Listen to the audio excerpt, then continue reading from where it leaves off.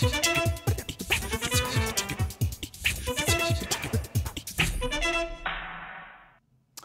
and welcome to the France 24 interview. Today we'll be talking Syria, where a UN monitor mission is of course in place to oversee Kofi Annan's peace plan.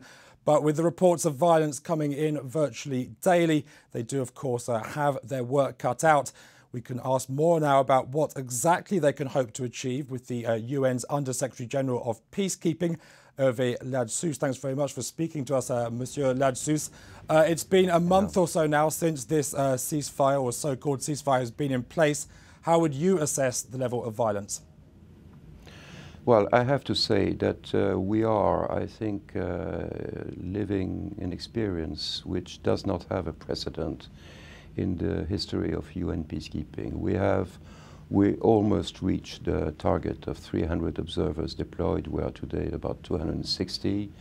And these people who are unarmed have the mission to monitor the ceasefire. And it is true that the ceasefire does not exist yet. One has to say, though, that the very presence of these observers in a city, in a locality where there is violence, has the immediate effect of reducing, not of stopping, but of reducing the level of violence, which means in practical terms that when they see a Syrian army tank or howitzer, they order them away, and it has been the case very generally that the Syrian forces have complied. But it does not mean that there is no violence with small arms, individual weapons, with explosives. That is sadly true, and there are still victims every day. You're talking there about reduced violence in some of your briefings. You've talked about a reduced dependence on heavy arms from the Syrian regime. At the same time, we're still talking at about a death toll of about 800 since this alleged ceasefire came into place. In terms of the bottom line, if you like, the death toll continues to rise. In terms of deaths per day, not much has changed. But of course, no one has any illusion that 300 observers, even maybe 3,000 observers, could achieve that by themselves. The whole idea is to support the Kofi Annan six-point plan. That is to say, to create some sort of psychological space, which might allow for talks, for a political process to start. That is the work of Kofi Annan as a special envoy of the United Nations and of the Arab League. He is working very actively on this, talking to various stakeholders, in particular, of course, the opposition, but the opposition is very fragmented. No, the role of the UN observers is only to help reduce the level of tension and create some psychological space for that process to get a better chance to start. Okay, and these observers, of course, are unarmed. It's a brave mission to undertake in many ways. It's very hard for us outside Syria to get an impression of exactly how they work on the ground. How do they operate? Well, they are deployed at present in 7 cities around Syria, and I would hope in the next few days in 10 cities.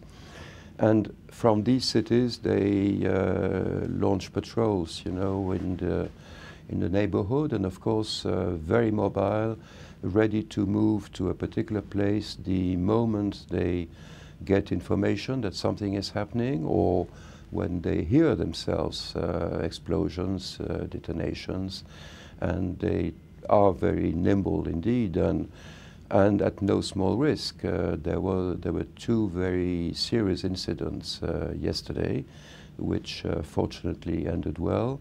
But one should not forget the risks that these people are incurring. The accusations, of course, from the opposition and from the activists, as was the case with the previous observer mission, is that it's quite easy for the regime to manipulate the scenario. How confident are you that they're getting in any way a realistic impression of exactly what's happening when they go to places like Hama, places like Homs? When they go to a place, they talk to everybody. They talk to the government forces, they talk to the opposition, they talk to the civil society, to the population as they meet them, and they try and establish a minimum of confidence, you know.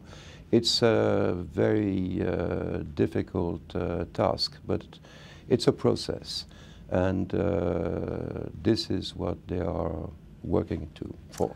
Are they able to travel freely, operate freely? Yes, apart from a very few incidents at the very beginning, they have been allowed freedom of movement. Needless to say, they are more often than not followed by Syrian elements. But I should say they are allowed liberty to go where they were and to talk to whomever they want. There were, in that respect, initial reports that people they had talked to had been taken revenge upon. Those were never substantiated. It's possible that that happened, but there were no such reports over the recent period. You were talking earlier about how all this monitor mission in a way is a kind of foretaste, a start to a more lengthy political process. You're also, of course, dealing with the opposition at the same time as dealing with the regime. The situation on the ground on that front, it seems to be getting more violent in many ways. There are lots of reports coming in of the opposition becoming more heavily armed. A few weeks ago, there was that boat of arms allegedly coming from Libya, which was sunk off the coast of Syria. Surely that's a concern too. Well, about that particular ship, yes, that is true. For the rest, the reports are not confirmed. But there is another cause for concern, is that there have been lately a number of incidents which one has to say are terrorist incidents. Now, we do not know by whom, but there have been very serious, very large bombs exploding in various places and making, again, many, many victims. That, of course, is of great concern.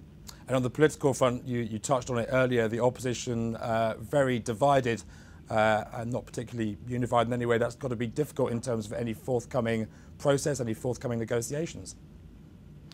That I know Kofi Annan is working with his team very hard to resolve.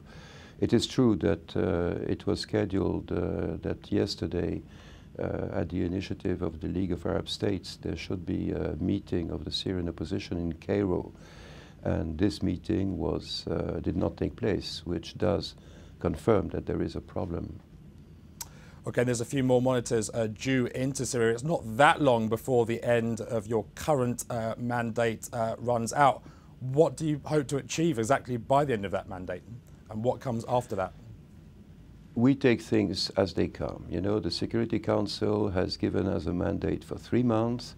And of course, before that time, we shall collectively assess the situation in the light of political developments, in the light of what our peacekeepers will have achieved, and then the Security Council shall decide what will be next, what will come next. If you were to put in place another monitor mission, what would be your ideal scenario, if you like? I presume you'd like more monitors and that they would be given greater powers. More powers, I don't think that is the issue. Greater numbers, possibly. It will not be for the UN as such to decide. It is for the Security Council, that question. I think it's early times to say what will happen then, and very much hinges on whether indeed the political process, a political process, can get underway, you see. Would you like to see a stronger humanitarian element to the monitor, to any future monitor mission? That, of course, is not within our mandate, but it is a matter of great concern to the United Nations that indeed 1 million Syrians, at least, are in a very serious humanitarian situation, lacking basic necessities, lacking medical equipment and medicines, and that, of course, needs to be taken care of. But I have to say that the government of Syria has not been cooperative on that so far.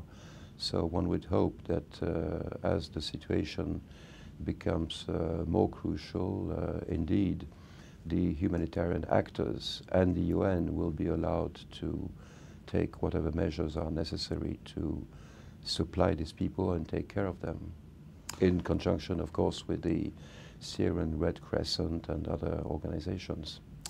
For you, is this peace plan of Kofi Annan's, was it doomed from the start, or amongst all the violence, is there still some cause for hope, some cause for optimism?